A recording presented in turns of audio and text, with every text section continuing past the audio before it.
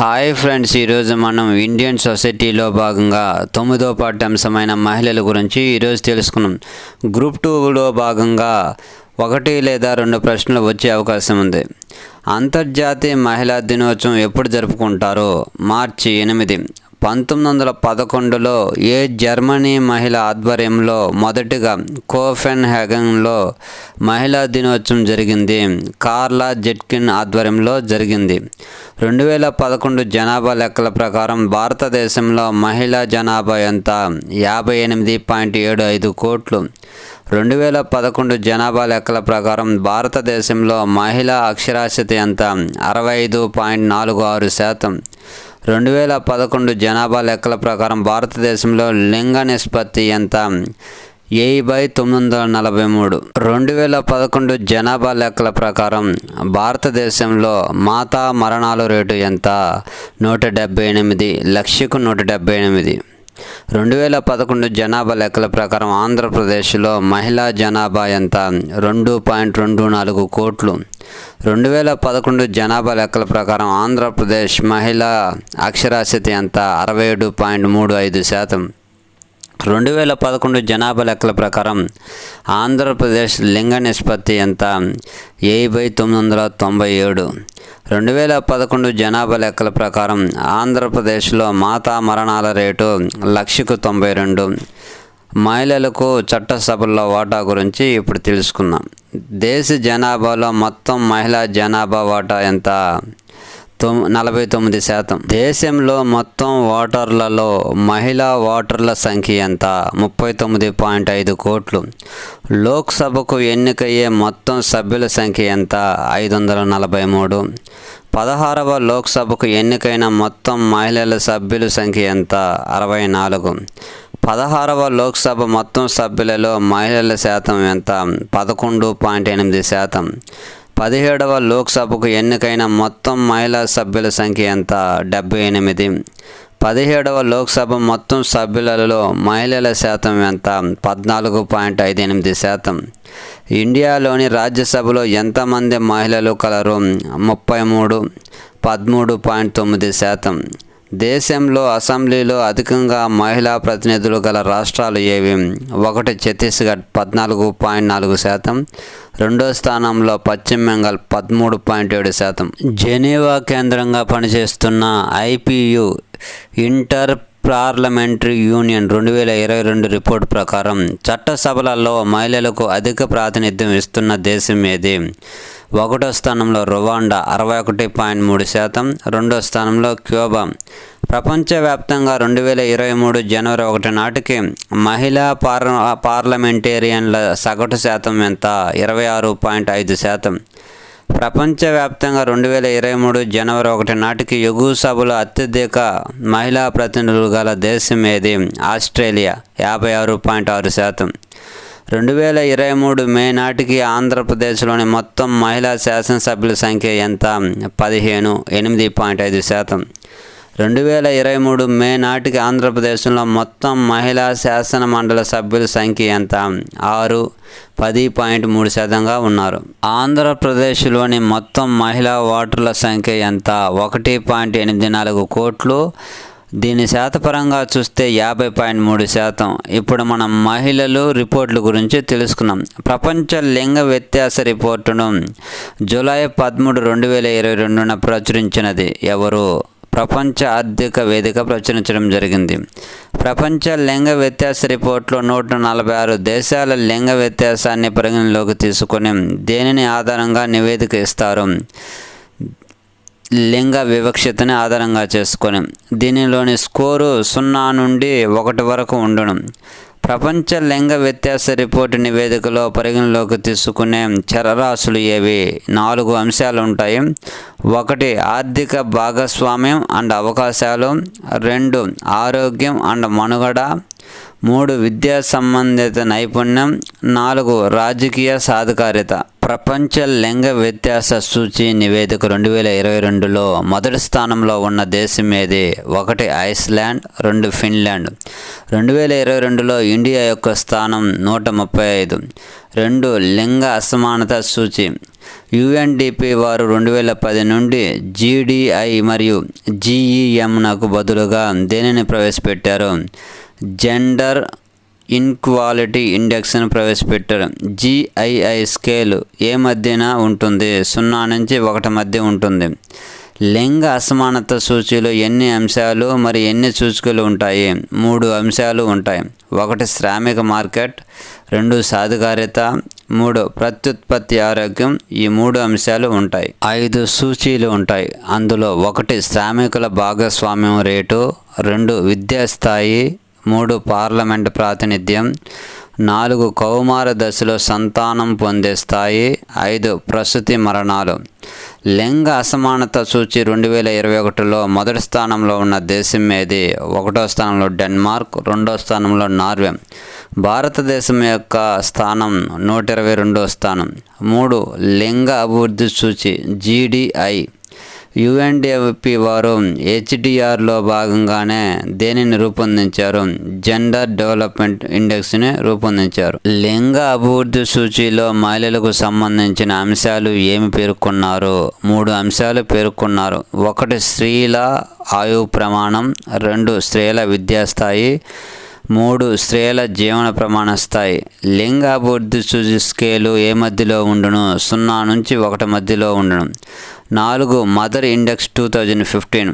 ప్రపంచంలోని మహిళల స్థితిగతులను అంచనా వేస్తూ అమెరికాలోని ఏ సంస్థ అర్బన్ డిస్అడ్వాంటేజెస్ పేరిట దేనిని రూపొందించారు? సేవ్ ది చిల్డ్రన్ అనే దానిని రూపొందించారు. మదర్ ఇండెక్స్ 2015లో భారతదేశం యొక్క స్థానం ఎంత?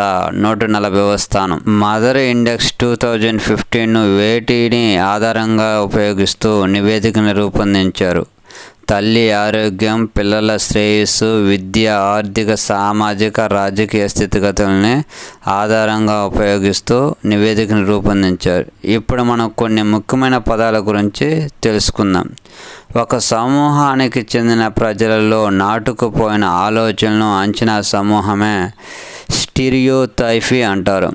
ఒక వ్యక్తి లేదా సమూహం ప్రజలు వారి లింగానికి సంబంధించిన నియమాలను, నమ్మకాలను, వైఖరులను పొందడాన్ని ఏమంటారు?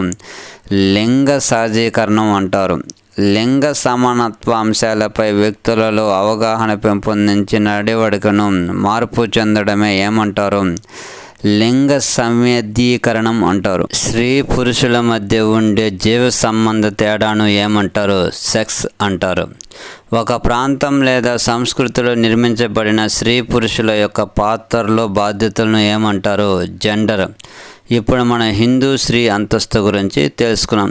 ఏ కాలంలో భార్యాభర్తలు ఇద్దరు యజ్ఞయాగాదుల్లోనూ కర్మకాండంలోనూ దంపతులుగా సమాన పాత్ర పోషించేవారు?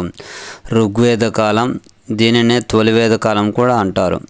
స్త్రీల అంతస్తు కొంతవరకు తగ్గింది. స్త్రీ జననాలను కోరుకునేవారు కాదు. ఏ కాలంలో?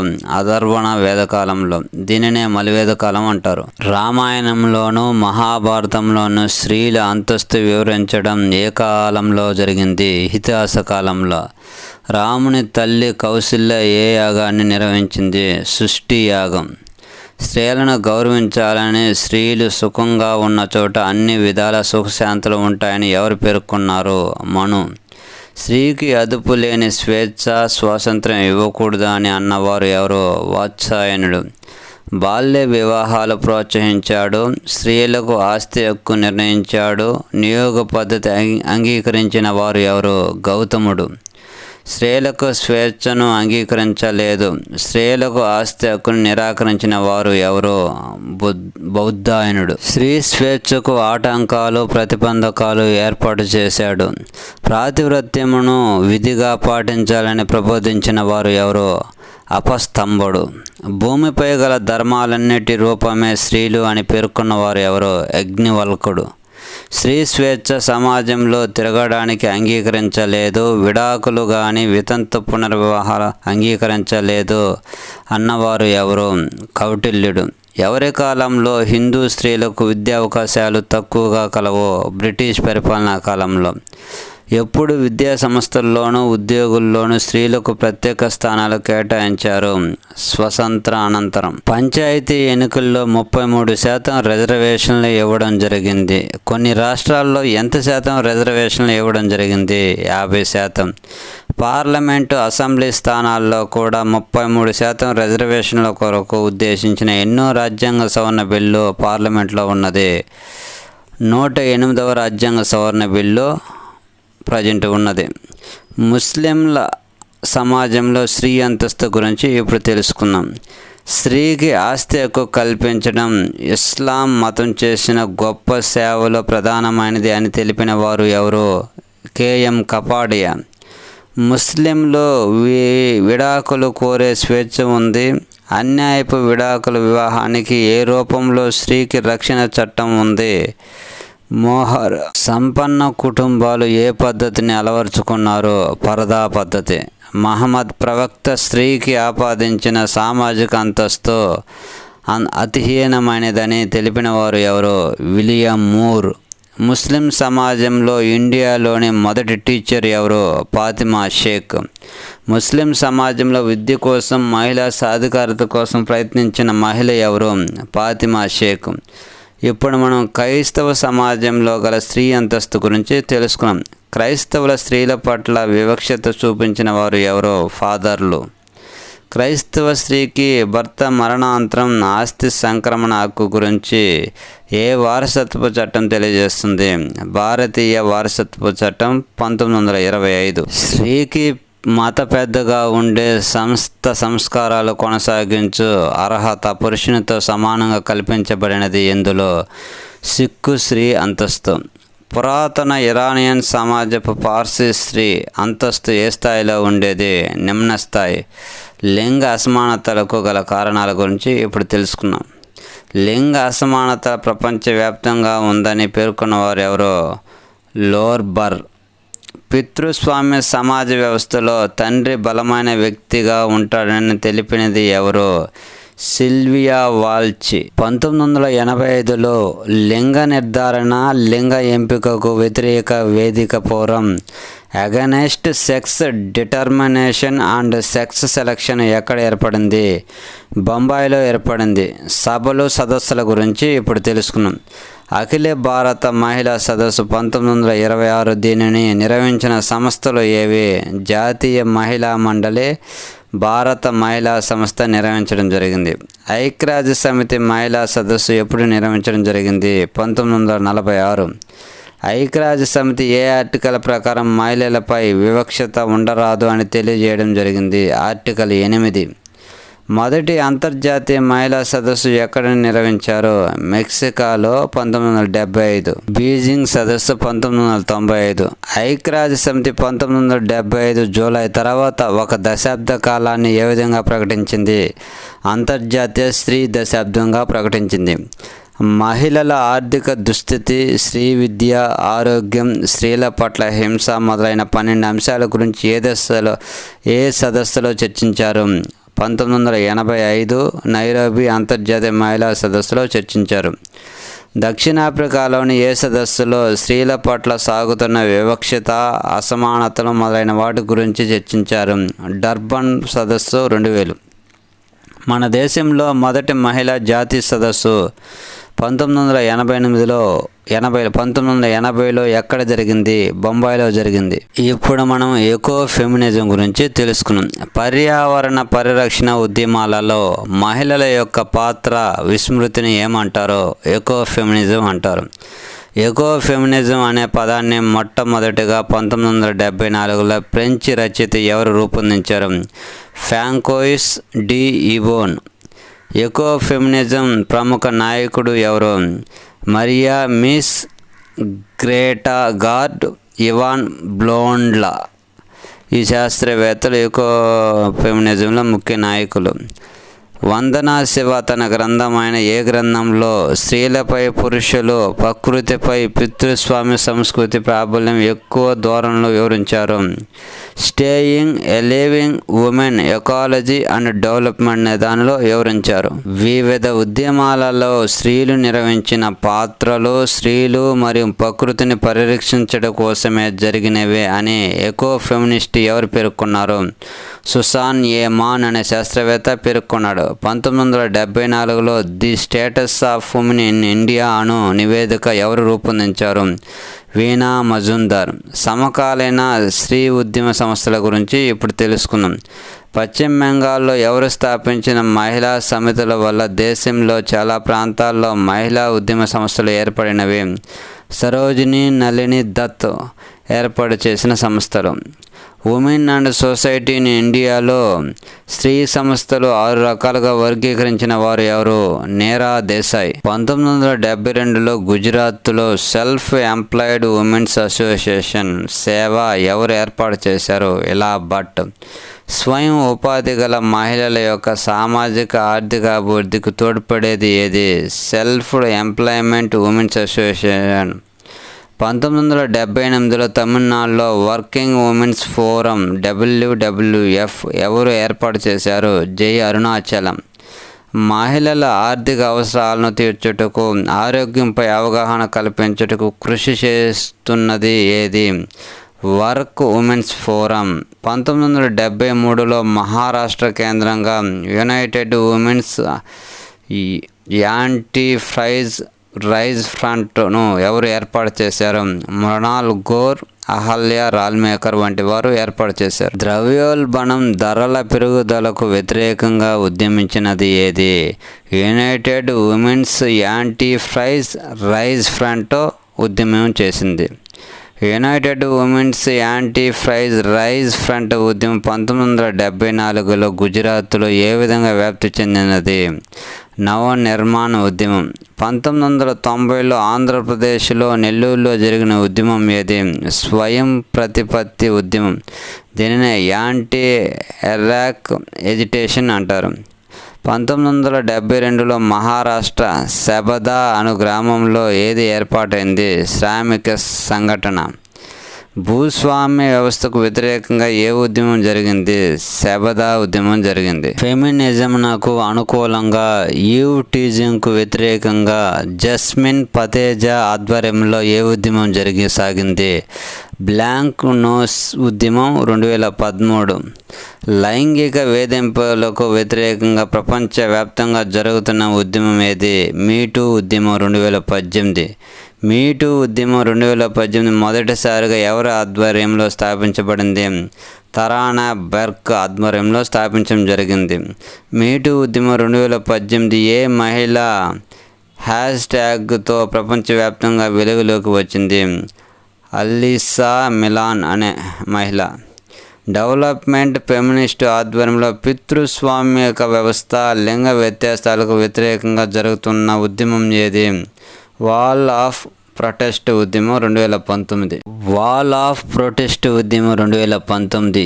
ఈ ఉద్యమాన్ని నడిపిన వ్యక్తి ఎవరు? కామ్లా బాసెన్. సమకాలీన స్త్రీ ఉద్యమకారుల గురించి ఇప్పుడు తెలుసుకున్నాం. నర్మదా బచావో ఆందోళన నాయకురాలు ఎవరు? మేధా పట్కార్. భారత ఎకో ఫెమినిస్ట్ 1993లో రైట్ లైవ్లీహుడ్ అవార్డు 2010లో సిడ్నీ శాంతి బహుమతి గ్రహీత ఎవరు? Vandana Shiva. Research foundation for S&T and ecology స్థాపకురాలు ఎవరు? వందనా శివ. పర్యావరణ శాస్త్రవేత్త డౌన్ టు ఎర్త్ అనే మ్యాగజైన్ ద్వారా పర్యావరణ సమస్యపై ఉద్యమించిన వారు ఎవరు? సునీత నారాయణ్. సామాజిక కార్యకర్త. ముంబై కేంద్రంగా ఏర్పాటైన ఆకాంక్ష అనే NGO స్థాపకురాలు ఎవరు? షహీన్ మిస్త్రీ. బొంబాయి హైకోర్టులో మొదటి మహిళా అడ్వకేట్. మానవ హక్కులు మరియు పర్యావరణ హక్కుల పరిరక్షణ కోసం పనిచేసిన ఫలితంగానే 2005లో గృహహింస నిరోధక చట్ట రూపకల్పన చేసిన వారు ఎవరు? ఇందిరా జైసింగ్.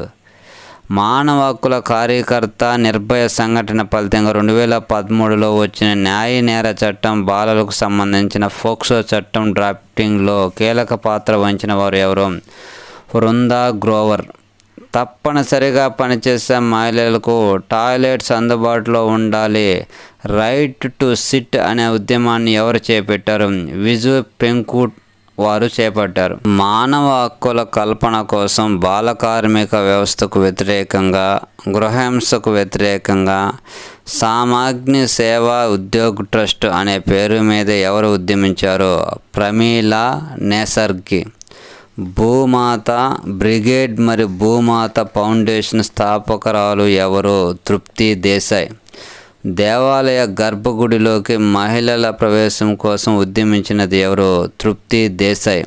2015లో మహారాష్ట్రలోని శనిసింగాంఊర్ గుడిలోకి ముంబైలో గల హజ్జీ అలీ దర్గా ప్రవేశం కోసం, 2018లో శబరిమల దేవాలయం ప్రవేశం కోసం ఉద్యమించిన వారు ఎవరు? తృప్తి దేశాయ్. ఈ బిట్స్ మీకు కాంపిటేటివ్ ఎగ్జామ్లో ఉపయోగపడతాయని ఆశిస్తూ, మా వీడియోస్ మీకు నచ్చినట్లయితే లైక్ చేయండి, షేర్ చేయండి, ప్లీజ్ సబ్స్క్రైబ్ చేయండి. మరొక పాఠ్యాంశంతో మరొక వీడియోలో మేము ముందుంటాను.